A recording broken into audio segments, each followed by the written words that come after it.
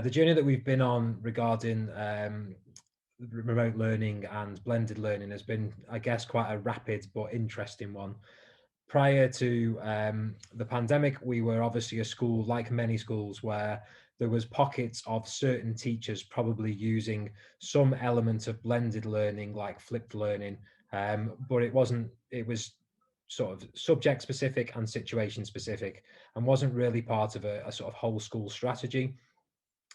When we got the sort of notice, with probably about 2 days, like everybody else did, to say that schools were going to be closing and remote learning was going to begin in some way, we suddenly had to scramble to sort of think like, what have we actually got as an infrastructure around us that we can use to try and facilitate remote learning going on as a whole school approach.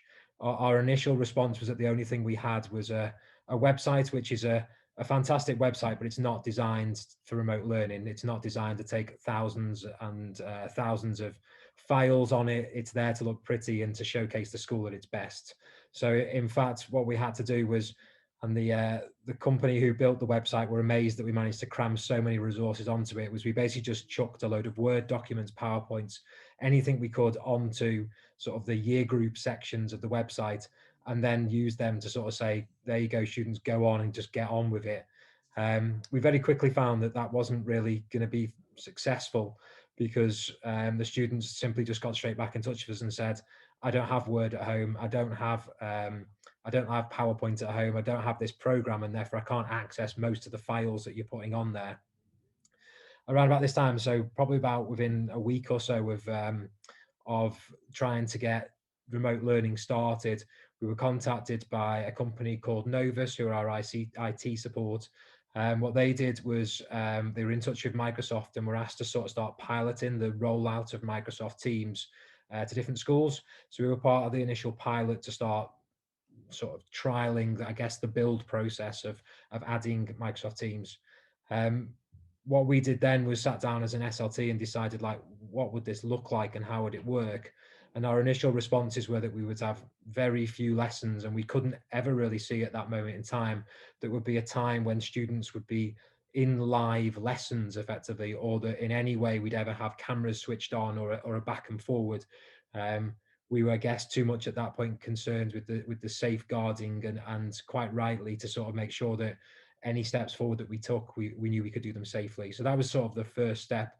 Very quickly, in a very short period of time, we then rolled into having Microsoft Teams and Office 365 and Outlook spread right across and available to everybody within the school. But at this point, we had no idea how to use it.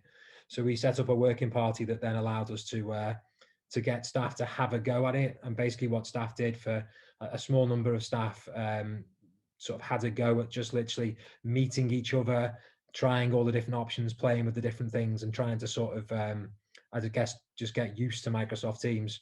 Very quickly then we realized that it had some legs to it, and it had some, it would allow the school to function and allow sort of, I guess, remote learning to be happening rather than remote pick up your work to be happening.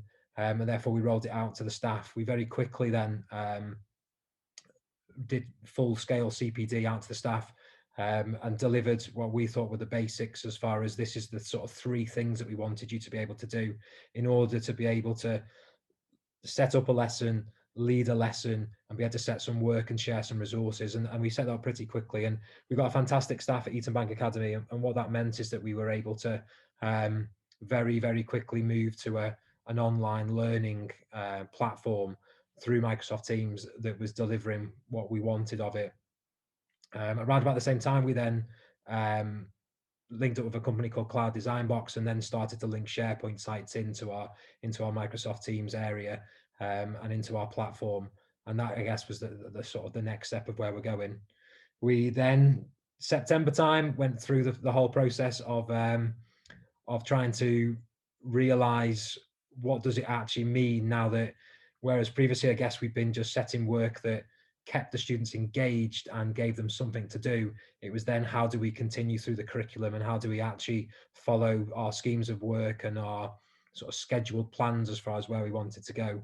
And then through there, managed to sort of cover, I guess, the three scenarios that schools have faced in many ways, which is that we were able to continue teaching when either staff were out and students were in school, or students were, whatever the way around it, students were in school and staff were out of school, or staff were out of school and students were in school. And then the final one where you ended up with some sort of mixed economy where some students are in and some students are out. And I guess that's the journey that we've been on. And I'd say we've very rapidly become a school that are very accustomed to using sort of online learning, and are very, guess, proud of where we've got to, and I'm very pleased.